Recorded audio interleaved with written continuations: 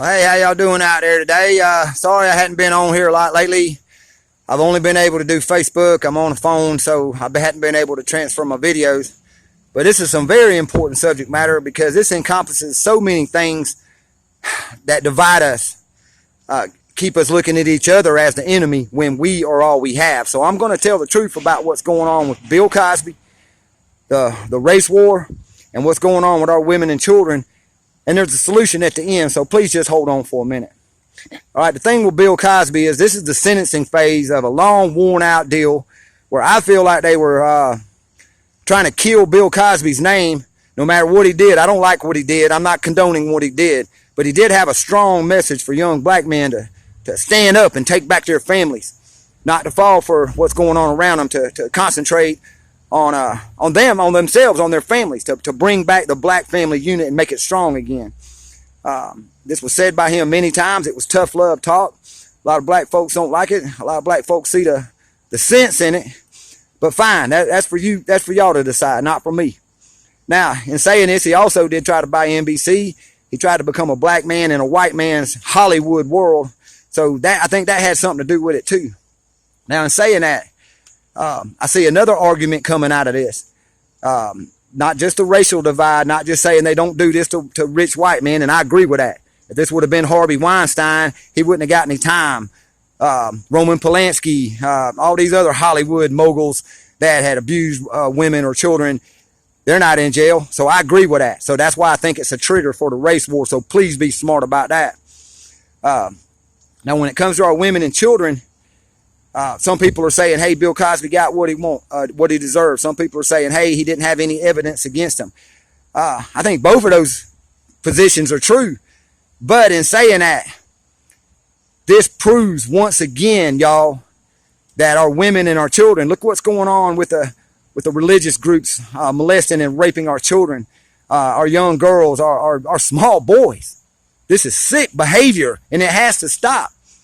The Catholic Church, the Christian church, they're not going to stop it. The police, they ain't going to stop it.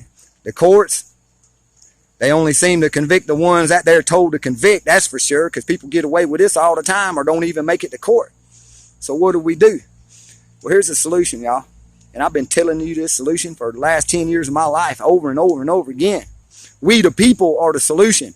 Our tribe and trusting our brother is the solution. Listen, sisters, I know this is hard talk. All three of my sisters, my blood sisters were raped. One of them brutally gang raped. And they came out, they said things, the court didn't do anything, but all the men that hurt my sisters, they're dead now. They're not dead by my hand, they were dead by their own hand because they lived that way. They were that type of a man, so they lived in that kind of dog-eat-dog world, so they got ate up. Karma got them.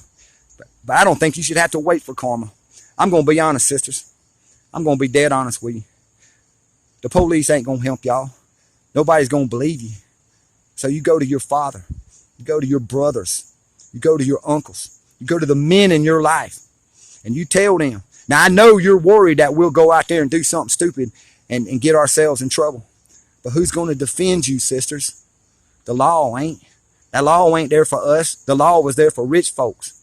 So who's going to protect us? We got to defend each other. So trust us a little bit and give us some credit. We may just beat these men down. We may shame them publicly, but it won't go unpunished. Things going unpunished is why this vicious fucking cycle keeps going on and on and on and on. And it's sick and it needs to stop. It at least needs to be lessened. There are many fathers out there. I know you love your dads. My daughter loves me to death. There's many fathers and brothers, because my daughter has two older brothers, by the way, that would do the same thing. We would gladly give up a little bit of our freedom. We would gladly give up a little bit of our free time in society and go to jail for a little while to defend your honor, to defend your name, to defend your life. So give us the chance to take care of you. Also, I really believe that if a couple of these perverted son of a bitches were beaten in public and shown bloodied, beaten down, limping the rest of their lives, completely disabled because I don't believe in killing y'all. I don't believe in killing another person unless they're trying to kill you. So I want you to think about that. We get it publicly displayed that this won't be tolerated. It will become less and less. Some of these priests need to just be beaten down. Now, you think I'm calling out for violence? No, I'm calling out to stop this. And your ways aren't working, mankind. My sisters are still being raped. They're still being ridiculed. They're still ashamed and not able to come out and speak for themselves. They should be able to come to their tribe. They should be able to come to the men in their family and their tribe and say, please, this is wrong. Something happened to me. Please take care of me. Because the system failed us, y'all.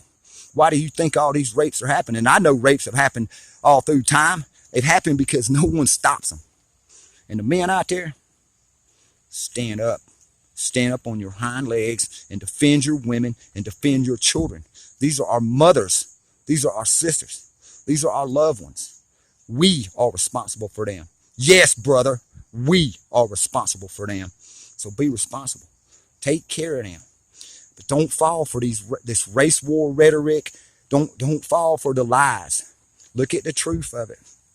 Bill Cosby was made an example of. And if he would have been a rich white Hollywood weirdo, he would have walked.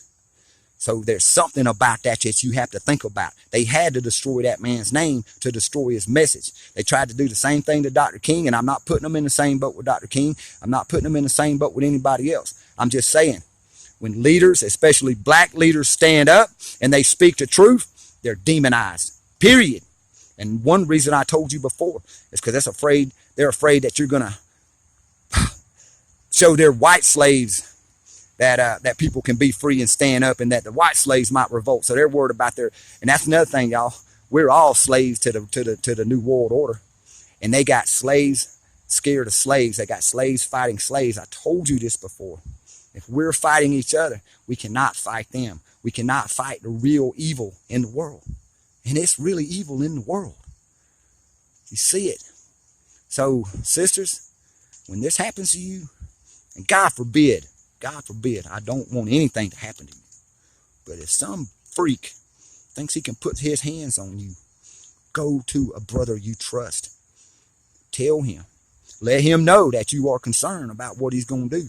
But tell him, please, if you live with it so long, it will destroy you on the inside. I know. I've watched my sisters just cry when they tell me about it. And they all waited to tell me till after these men were dead, because they knew what their brother would do. So and one while I was just a little guy, so there wasn't nothing I could do about it. But the thing is, these women and these children, how do you think your name's going to carry on? How do you think the spirit inside of you is going to carry on into the next life? It's what we leave behind. Let's leave behind some honor. Let's leave behind some respect. Let's leave behind some love for our tribe. And let's take care of business. And you know what I mean. And I'm going to say this like I said it on Facebook.